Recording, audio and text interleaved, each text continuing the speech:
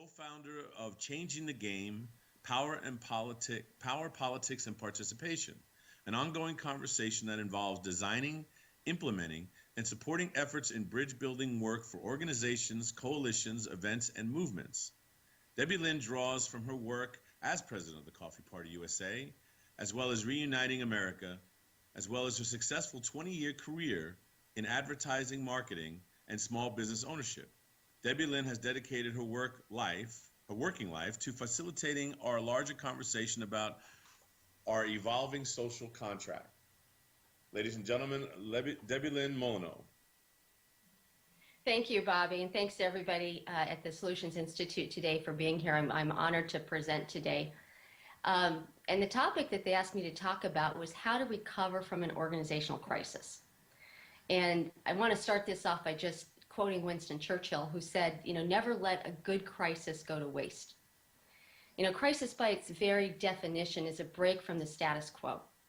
It's normally equated with something like emergency and conflict, and it disallows us from having things be the way they're supposed to be, and makes way for new possibilities and opportunities to emerge and to be explored that were not possible before. So is it upsetting? Usually. Is it stressful? Always. Always stressful. And is it positive? It certainly can be. And that is what we're going to talk about a little bit today. So from dictionary.com, they actually have 5 different definitions for the word crisis. And the one that is my favorite, the one that I'm going to focus on here today, is a stage in a sequence of events at which the trend of all future events, especially for better or for worse, is determined, a turning point. So how do we actually decide that this is then a positive turning point for the organization if there's been a crisis? Well, I think the first thing to do is to really look at, just lost my place, look at 3 different ways. What type of crisis is it that we're looking at? And I'm going to take us through 3 stages. The first stage is really just to identify the type of crisis that there is. The second is to kind of make a plan to work through it. And then lastly, look at what a healthy culture is and how you can support that. So the first thing in identifying the type of organizational crisis is to really look at what's going on. And oftentimes there's a multiplicity of crises happening at the same time. The first one is a crisis of leadership, where no one knows what the organization stands for or its reason for being, or there's competing narratives about the mission of the organization. An example of this is that a lot of people come and join the Coffee Party thinking that it is the progressive version of the Tea Party. And there's a lot of reasons for that. But there's another narrative, a competing narrative, that the Coffee Party is a place where civility and reason allow us to have meaningful conversations with each other. So this would be a crisis of leadership if it goes unchecked. The second is a crisis of strategy, and this is where there's no identified means of achieving the goal of the organization. Or there might be different factions within the organization who have different ideas about how to achieve it. So, one of the tensions that we are constantly managing within Coffee Party is this exactly, and that is, are we an activist organization, or are we a dialogue organization, or is there some balance in between? And that is when that is fomenting, and people are frothing at the mouth about, we need to be an activist, we need to go march in the streets, versus no, we need to be this safe place where people can come and talk to each other. That's a crisis of strategy, and we haven't clearly communicated what it is that we're doing. The third is a crisis of resources, where there's not enough volunteers, not enough staff, not enough funding, not enough partners, etc. So there's a lot of times when resources get blamed for being the crisis when actually it's part of the crisis. The fourth one is a crisis of faith. And I just want to talk for a brief second about this crisis of faith, because the crisis of faith happened happens when people stop believing that the organization can fulfill its mission. And back in late 2011, I think many of you probably were familiar with the Occupy movement coming up. It had a tremendous impact on other organizations because all of a sudden all the volunteers and all the resources were flooding into Occupy as this movement kind of swept through the country. And it caused a crisis of faith with other organizations, within other organizations. The last one, and probably the biggest crisis of all, is a crisis in power.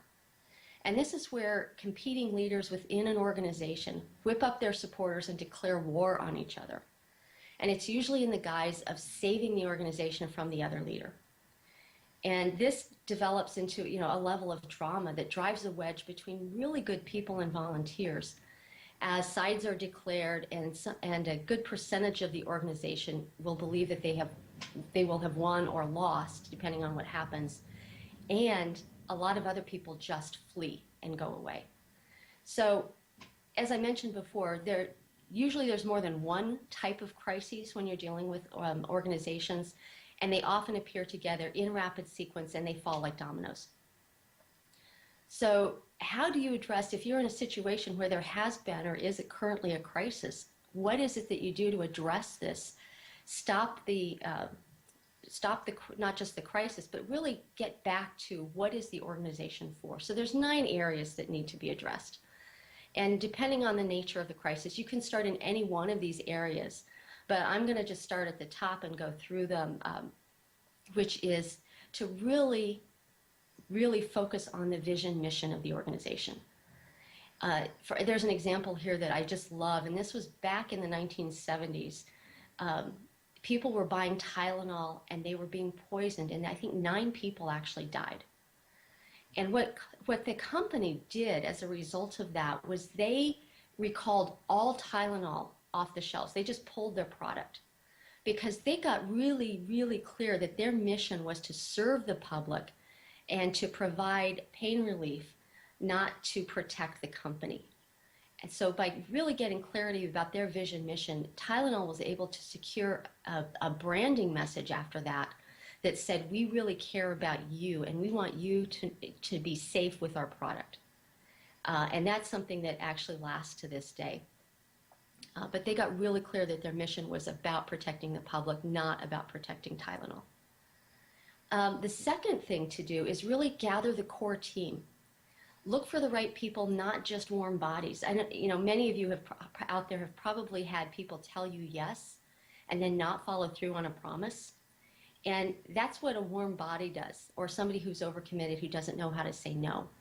A false yes actually deepens the sense of crisis because you don't know what you can count on.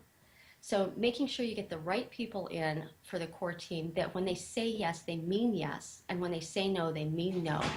And there's a way to hold each other accountable.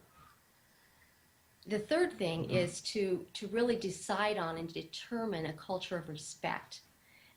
Empowerment, alignment with each other, these are all really good things.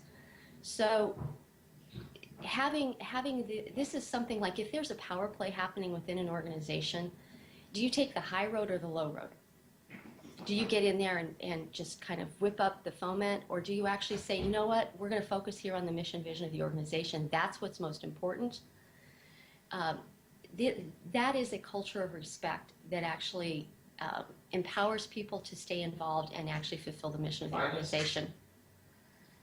The last thing, or the next thing, is that number 4 is to focus on a new future where the vision mission is fulfilled. And imagine what it's going to take to get there. So you might want to outline a few initial steps to take. So for example,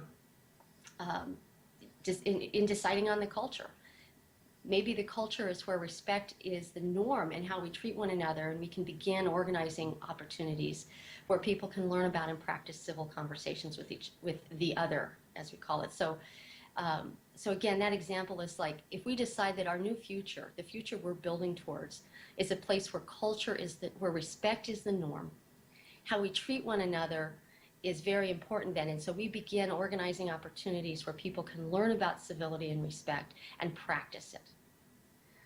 The 5th thing is really to identify assets and opportunities.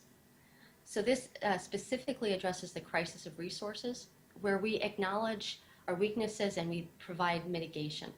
So it's, for an example here, an asset could be something like a strong core team, it could be a strong mission, it could be a lot of members, it could be an active volunteer base. And a weakness might be a lack of funding. So how do we actually put together then the lost my train of thought. I hate that. Okay, so how do we actually put together then that plan, or identify who are our assets, what are our assets, and then what are our weaknesses, so that we can have this frank examination of where we are and then compare that to that new future that we just focused on a few minutes ago.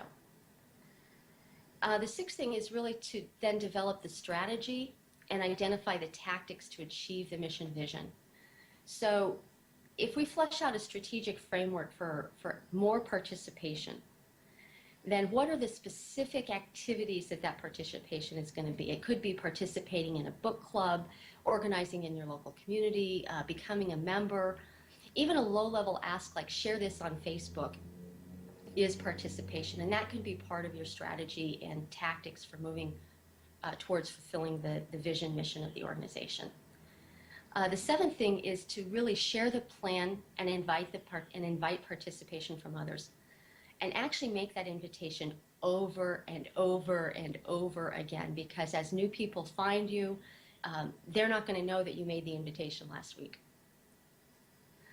The eighth thing here is really just to measure success and then share it widely. So one of the things at Coffee Party, we had a board retreat. We do an annual board retreat, and we do a strategic planning session at this board retreat. We roughed out metrics for each one of our work groups by which we would know we are succeeding. And one of these goals that we had was to reach 500,000 likes on Facebook before December 31st. Well, we got that metric into the newsroom calls, and the volunteers were all over it. So they started tracking numbers every week, and not only did they hit it early, but here we are barely a month into the new year, and we're over 550,000 likes on Facebook barely 2 months later. That's phenomenal growth. That's actually close to the initial viral growth the Coffee Party had in 2010. It is measuring success and sharing it widely is one of it's like a virus gone good, if you will, because people love doing that. They love sharing success. And then the last step here for recovering from an organizational crisis really is to practice gratitude and celebrate. You know, I'm a taskmaster. I have this list of things that need to get done, and when I'm working with volunteers, I often forget to stop and just say thank you. And one cost of neglecting gratitude and celebration is burnout, and people feeling unappreciated, in which case they leave. So I really encourage anytime that you're reorganizing after a crisis to make time to celebrate successes and say thank you very often. And this is a big reminder for me as much as it is for anyone else.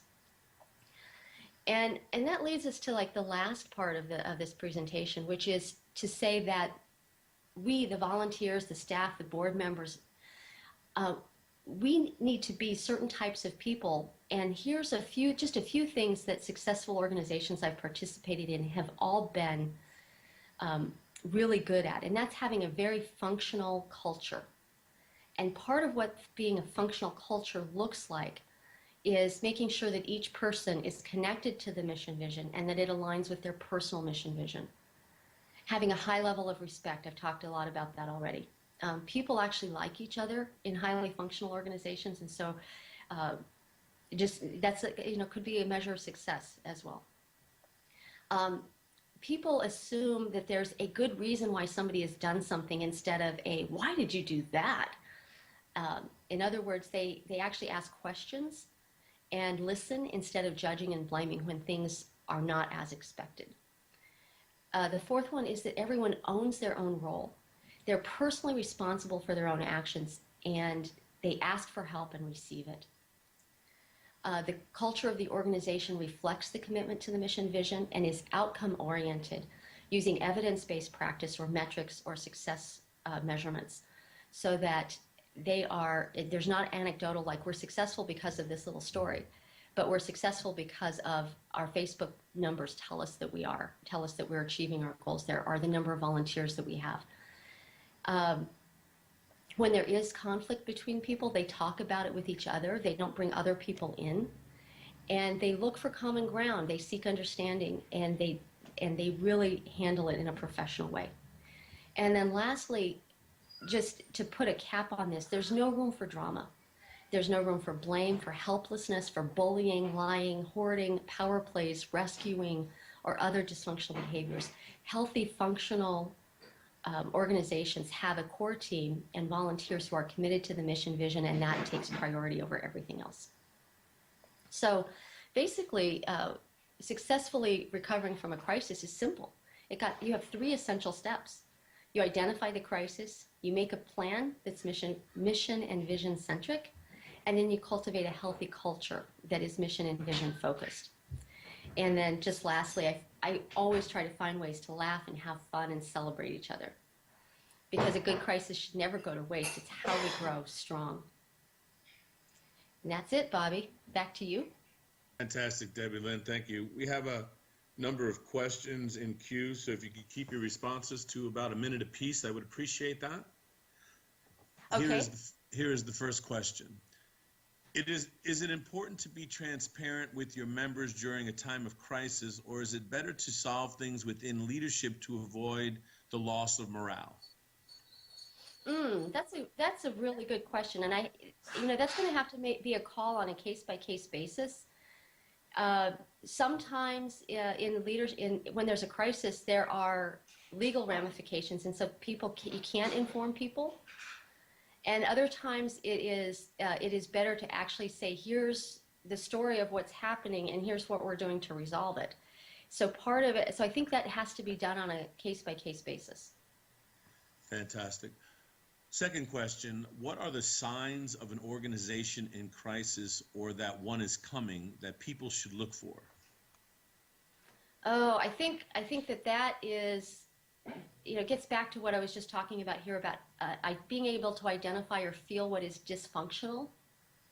So in a dysfunctional environment, there's going to be blame and judgment, and people are going to think that they're unappreciated. There's a sense of power play happening, and I just watching for those red flags and paying it and honoring if you have a red flag going up, honoring that it's there. And then from a leadership standpoint, I highly recommend, starting to do the one-on-one communication or having, small group conversations so that can be addressed in a healthy way. And how can an organization prepare for crisis in advance to ensure minimal damage? For example, one of the examples the person gives is give passwords to certain people, or access to print material, for example. Mm-hmm. So read that one to me again, because I'm not quite sure on this. How can an organization prepare for a crisis in advance to ensure damage that may happen is minimal? Right. Yeah, I think it's really important. One of the things that we have learned with Coffee Party a couple of times now is that having a list of passwords and then going through and doing regular updates to the passwords is, and then having a list of who has access to what. In this day and age, it's so easy for people to get upset and go online and cause damage that there has to be a sense of creating a master password list, creating a list of who has which passwords, and then when things start to, if things start to unravel, if a good crisis is in the offing, make sure that there is protection on your online, basically for your online existence. Fantastic.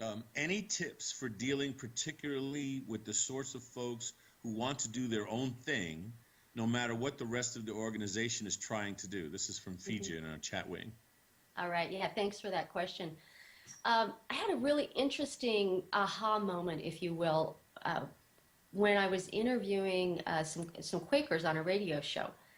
And they were talking about the Quaker way of consensus building is to sit in silence, and then as people feel moved to speak, they they speak their piece and then it goes back to silence. And they do that until there is a good consensus that has been reached by the group. And sometimes it might take a half an hour, and sometimes it might take 100 years, depending on the situation. Well, it was during that interview that I all of a sudden had this like flash of insight that works really well for the Quaker culture because everyone has already agreed to that process. And without a process in place for handling those type of crises, where there is a difference of direction, this would be, you know, the crisis of strategy or the crisis of leadership, then there's no way to resolve it because there isn't an agreed upon culture or norm or process prior to the crisis happening. So one of the things that I recommend is actually putting in place a mediation agreement or a crisis management, like here's how we agree to handle our differences prior to there ever being any disagreement. And without that in place, my recommendation really is to part and wish each other well. Fantastic. Thank you so much, Debilyn Molineaux, President of the Coffee Party, Managing Partner of the Living Room Conversations. Please make sure and participate.